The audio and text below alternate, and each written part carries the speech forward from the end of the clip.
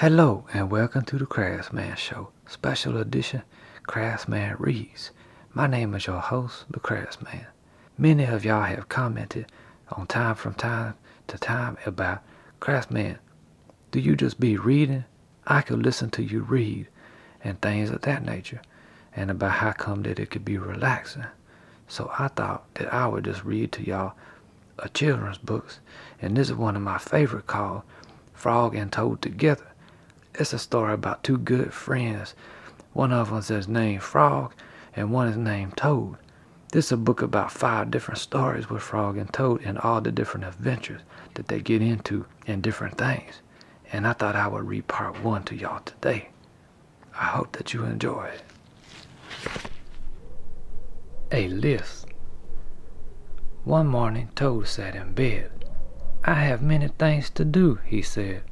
"I will write them all down on a list so that I can remember them." Toad wrote on a piece of paper, "A list of things to do today."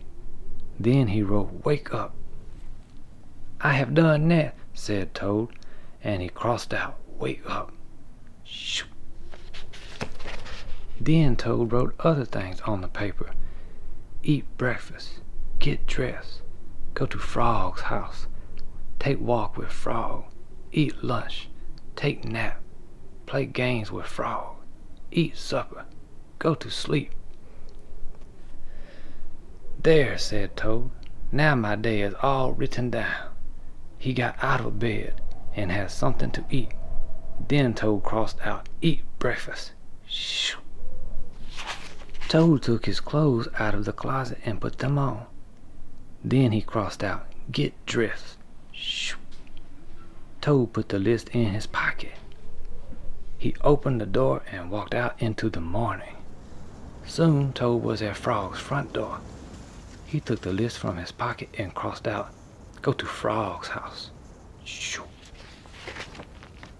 Toad knocked at the door.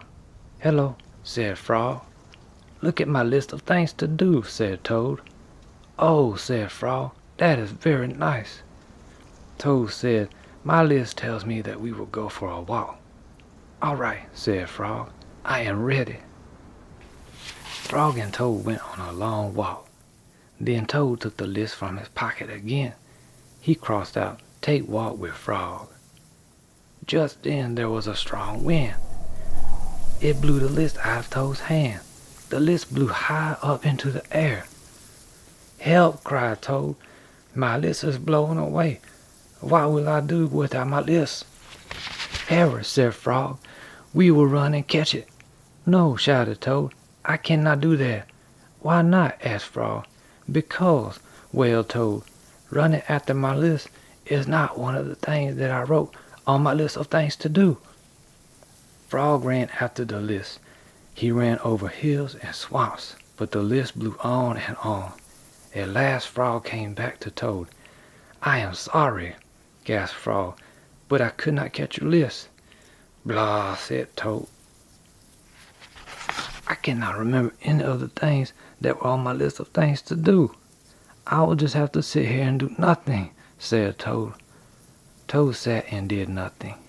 Frog sat with him. After a long time, Frog said, "Toad, it is getting dark. We should be going to sleep now."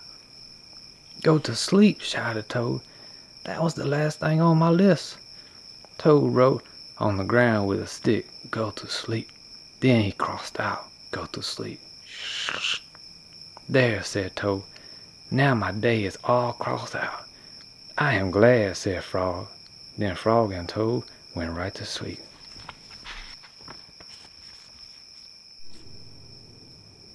Frog and Toad Together by Arnold Lobel.